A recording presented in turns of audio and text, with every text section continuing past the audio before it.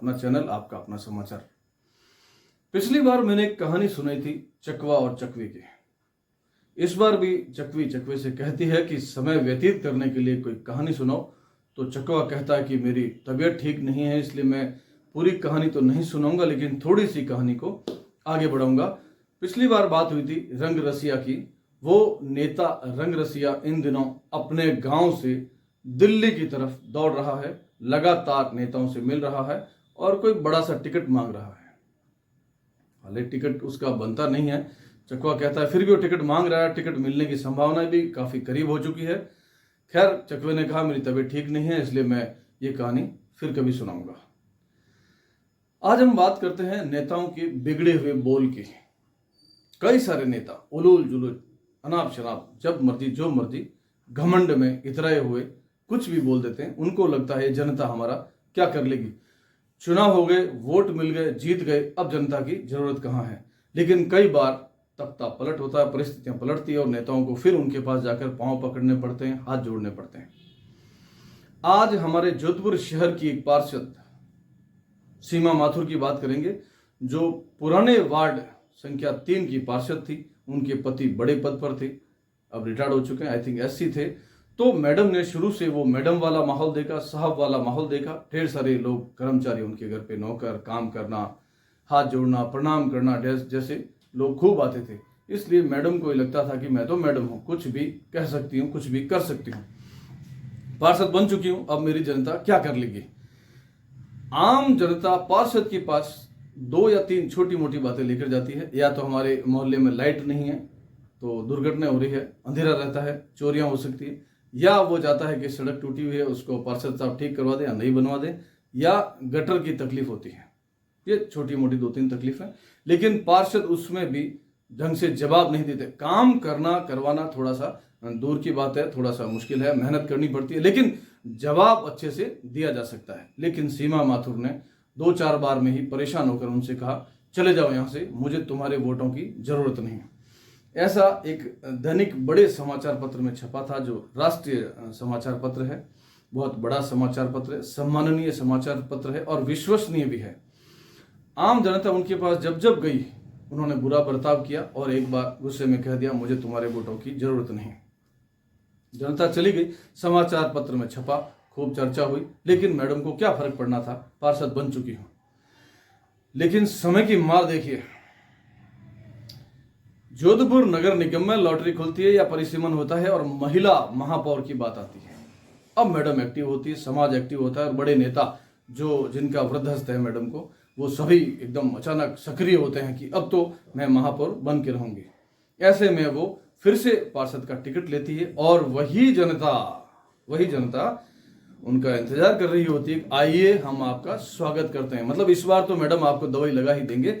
वो अपने जाति के वोटों के पास जाती है, माथुरों के पास जाती है और वो भी उनको धुतकार देते हैं, भगा देते हैं। ऐसा सूत्रों की माने तो सुना है मैंने कि जब वो प्रचार के लिए गई तो लोगों ने दरवाजे बंद कर लिए, कुछ लोग बाहर आकर चिल्लाए, बुरा भला कहा, बहुत बुरा कहा और उनको मुंह नीचा करके वहां से भागना पड़ा।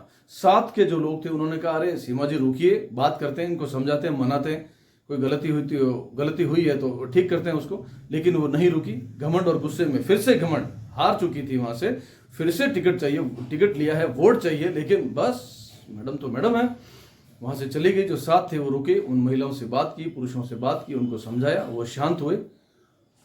और सीमा माथुर जी का जो वार्ड संख्या 3 था, पुराना वार्ड संख्या 3, उसके 6 टुकड़े हुए ऐसा कहते हैं, तो उसमें 5 टुकड़े सीमा माथुर के उस बोल की वजह से, उस व्यवहार की वजह से हार गए, जो भाजपा के गढ़ थे।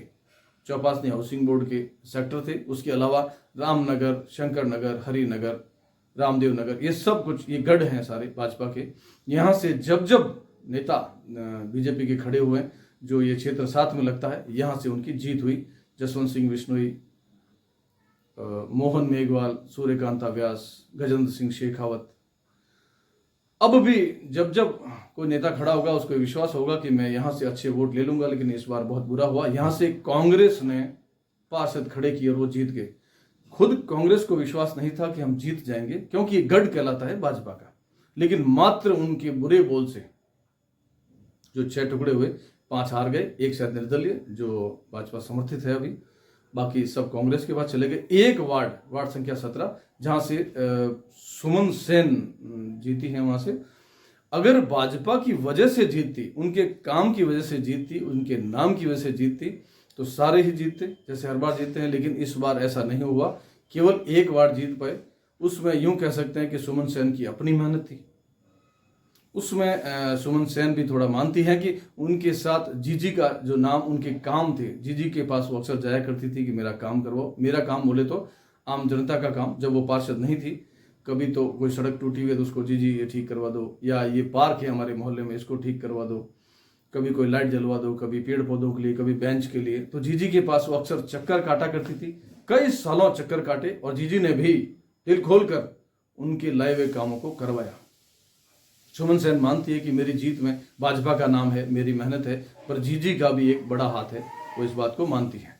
जीतने के बाद वो भी ऐसा कर सकती थी, कौन जीजी कौन पार्टी, सब कुछ मैं हूं, लेकिन उन्होंने ऐसा नहीं किया। उन्होंने कहा कि पार्टी सबसे बड़ी है, पार्टी का नाम है, सम्मान है, साथ में मेरी मेहनत और जीजी का किया हुआ मेरा आशीर्वाद, मेरा सहयोग जो दिया जीजी ने, जिसकी वजह से मैं जीत गई। तो आज अब मैं आगे बढ़ता हूं। ये जो बोल 3-4 वार्ड खा गए थे, सीमा माथुर के जो बोल थे, अब आप सोचिए कि शहर का सत्यानाश हो रहा है महापौर वनिता सेठ की वजह से। सीमा माथुर के पास सत्यानाश करने के लिए जो वार्ड थे, 4-5 वार्ड थे, बस वहीं तक पहुंची। लेकिन इस बार पूरा शहर पीड़ित है और इधर चुनाव आए हुए हैं। एक भी नेता की हिम्मत नहीं है कि उनको हटाने की बात कर ले। बड़े नेता शायद चर्चा ही नहीं करते होंगे, बोला जो चल रहा है वो ठीक है। ऐसा वृद्धहस्त क्यों? क्या कमजोरी, क्या कमी है ऐसे नेताओं में? क्या समस्या है? जब भाजपा बड़े बड़े निर्णय लेती है, बड़े मुख्यमंत्री को हटा देती है, मुख्यमंत्री बदल देती है, जिला अध्यक्ष कार्यकाल के बीच में हटा देती है, तो महापौर जो पूरे शहर का सत्यानाश कर रही है, उसको क्यों नहीं हटाते? उसकी वजह से आपकी पार्टी के पार्षद इस्तीफा दे चुके हैं, कुछ इस्तीफा लेकर घूम रहे हैं। आपको भी पता है, इसमें जिला अध्यक्ष की कमजोरी भी साफ नजर आती है। खैर, जिला अध्यक्ष अकेले क्या करेंगे जब तक बड़े नेता हाथ नहीं भरे। लेकिन जिला अध्यक्ष भी जब उनसे जो इस्तीफा देना चाहते हैं या नाराज हैं, परेशान हैं पार्षद, एक महिला पार्षद गई थी उनके पास, 1 घंटा बैठी कि मैं अपना मकान पूरा नहीं कर पा रही हूं। पास में जो व्यक्ति रहता है वो इतना ढीठ, बदतमीज और घटिया है कि उसने दूसरे जितने भी वहां किराएदार रहे या मकान मालिक आए, उनको छोड़ के भागना पड़ा, उन पे SC/ST का मुकदमा कर देता है।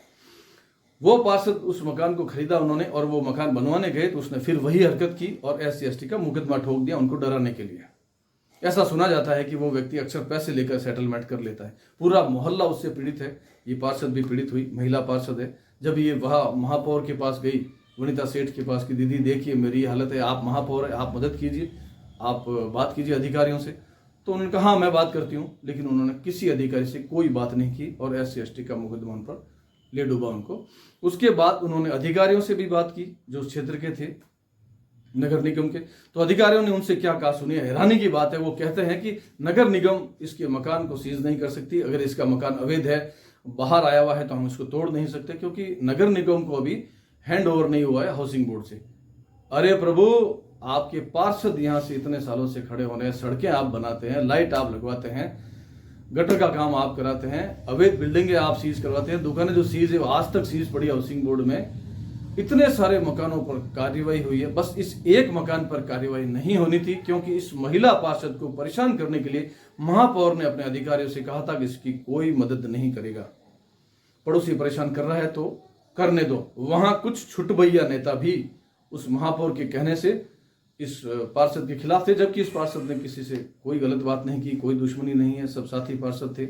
लेकिन उन्होंने भी उसका साथ नहीं दिया। उन्होंने महापौर के कहने से उस सामने वाली पार्टी का साथ सुना है, सूत्रों की माने तो उनको और भड़काया कि तुम और कार्रवाई करो और इसको परेशान करो, तंग करो कि ये बेचकर चली जाए, भाग जाए यहाँ से। ये है हमारी जोधपुर की भारतीय जनता पार्टी की महापौर और उसके साथ काम करने वाले उनके साथी पार्षद और नगर निगम के पूर्व अधिकारी, अब वो पूर्व हो चुके हैं। इतने परेशान करने पर अगर कोई इस्तीफा देता है तो क्या बड़ी बात है। कई सारे लोग अभी भी डर रहे हैं, इस्तीफा लेकर घूम रहे हैं, लेकिन इस्तीफा देने से डर रहे हैं कि यार अगर इस्तीफा दिया, स्वीकार हो गया तो क्या होगा, स्वीकार नहीं हुआ और महापौर ने और परेशान किया तो क्या होगा। अगर महापौर की वजह से जो बड़े नेता है जिले की टीम है, बड़े नेता हैं, सांसद हैं, वो हमारे खिलाफ हो गए तो हमारी राजनीतिक हत्या हो जाएगी, हमारी दुकानदारी बंद हो जाएगी, सब कुछ। तो वो डरे हुए हैं, वरना अब तक 25-50 इस्तीफे तो आ चुके होते और भाजपा का बोर्ड गिर चुका होता। संभाल कर रखिए महापौर को सभी अधिकारी, बहुत अच्छा काम कर रहे हैं आप। इसी तरह शहर को परेशान करिए। चुनाव आ चुके हैं, जनता आपको जवाब देगी, जनता ऐसा कह रही है। बहुत बहुत धन्यवाद मेरी बात सुनने के लिए, और मैं इसी तरह आपके साथ रहूंगा, आप मेरे साथ रहिए। मैं खबरें लाता रहूंगा, खबरों के साथ विचार भी लाता रहूंगा, मन की बात। और वो मेरे मन की नहीं, आम जनता के मन की बात, क्योंकि एक पत्रकार दिन भर लोगों से मिलता है, उनकी सुनता है, उनकी बात करता है। अब मैं कल जब आपके साथ आऊंगा, जब आपके सामने आऊंगा, जब हाजिर होऊंगा, तब एक और बम फोड़ खबर लेके आऊंगा कि क्षेत्र के लोग किस नेता से कितने परेशान हैं। आप देखिए, आप हैरान हो जाएंगे कि इन्होंने इसको वोट देकर कितना बड़ा अपराध कर लिया।